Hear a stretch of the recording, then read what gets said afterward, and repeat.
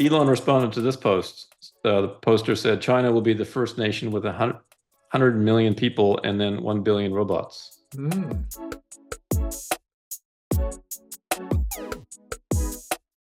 He's talking about bots, 100 million bots and then 1 billion bots. Oh, I see. Okay. Elon's response was, the future will have far more robots than people. Yeah. And again, this is not anything new from him. He said statements similar to this before. Sure. At least he's consistent. He believes it. Okay. And then here's another one. The new Optimus design, which will be complete later this year, so we have something else to look forward to. Yep. Is something special. I don't know exactly what that means, but I'm excited to see what they will come up with here. Elon, so the thing, we know a lot of things about Elon, but one thing that we definitely know about Elon is that he hyperbolizes a lot.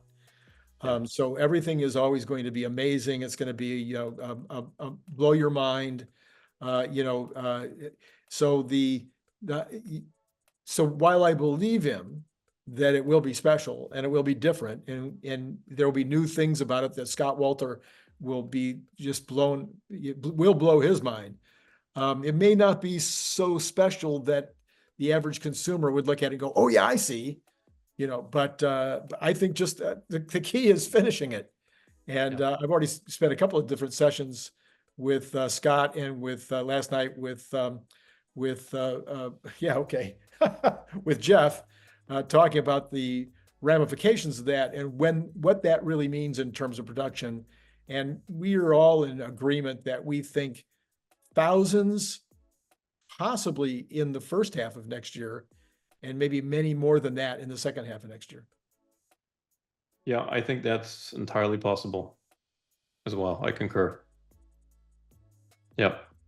And again, from my perspective, I'm not so worried about, is the bot coming out in the first quarter, second quarter, third quarter, fourth quarter. It's the trajectory. It's the longer term. Yes, of course. That's where the huge opportunity is. This was also kind of interesting. Peter Diamandis says, well, what happens when large language models consume every last bit of the internet's human written knowledge? Right. And it's kind of unfathomable to think about that being an issue. Right. Right. And they call this the data wall.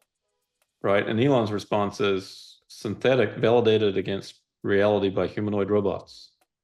Yeah. So I took the opportunity to kind of expand what I thought Elon was saying with this, right? And I read every word of it. I read every word of this post. I thought it was fascinating. Yeah. It's worth thinking about for sure. And basically, Elon's picturing a future where artificial data is created and then tested in the real world by robots to make sure it's reliable. Yeah. I'm still wrapping my mind around all that. Right. Yeah. Anyway, lots of great things to come with humanoid bots. That's for another day. AJ is talking about the 0% financing that Tesla is doing. And I don't want to spend a lot of time on this. This is a bit of a wonky topic.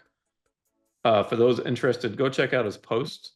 He gives quite a bit of detail about sort of how this impacts Tesla on the balance sheet, interest income, et cetera. There's some good data here if people are interested in learning more about this.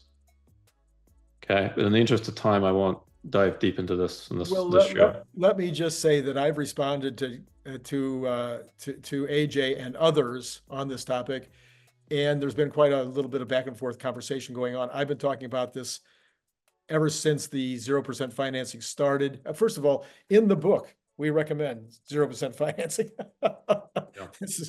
And have recommended it all the time, way before AJ was a factor. The 0% financing has an impact immediately. According to the late, I think it was maybe, who was it? I'm going to forget who it was today. It might have been James Catt said today, the accounting impact of 0% financing happens immediately. But even he still hasn't talked about what is the number? How do we calculate? How do we analyze what that number should be? And we don't know what percentage of this is in-house, whether this is Tesla's own balance sheet, whether there's lending the money themselves, or maybe eventually selling the paper that they generate from selling it in-house? Or are they actually working with banks ahead of time and paying something to pay down these interest rates like you would on a house loan? So those are some unanswered questions that, while they may be a little wonky, there's a significant dollar and or percentage of margin impact. Now you can count it as margin, or you can count it as sales expense. And so that's another issue. Yeah. I'm perfectly happy to put it in either bucket, but let's know what we're talking about. The thing that offsets that a little bit is what AJ talked a little bit about here, is that it's typically only offered to customers with excellent credit scores. Yep. Right. And that's going to knock down the pool of people quite dramatically. Right. So I don't know how big this will be. I guess we'll see. Right. But I think it's interesting to be aware of it. It's not something I'm spending a lot of time analyzing at this point. Uh-huh. We talked about the Tesla Semi. Yeah. There's a great account, a guy who's starting to do videos of the project site. There's a whole bunch of steel sitting here now, and they're making some holes in the ground for the foundation. It'll be fun to watch this go up. And you can see the Gigafactory, the Nevada Gigafactory there in the background. Uh-huh. Yeah. It's right next door. Yeah. So I would encourage you to go follow 𝐒𝐭𝐤𝐴𝐻 on X. Yep. He's the drone pilot here. So it'll be fun to watch the semi factory be constructed. I'm expecting this one to pop up fast, and so is Jeff. Yeah. This was from a post that he did back in April, and he says, Tesla Semi fun fact, the Semi maintains maximum legal highway speed whether going up or down a steep grade. Right, and contrast that with any other truck that you know of, how they crawl up the hills and then fly down the hills. The Tesla Semi maintains a more of a constant speed. Yeah. So that's interesting.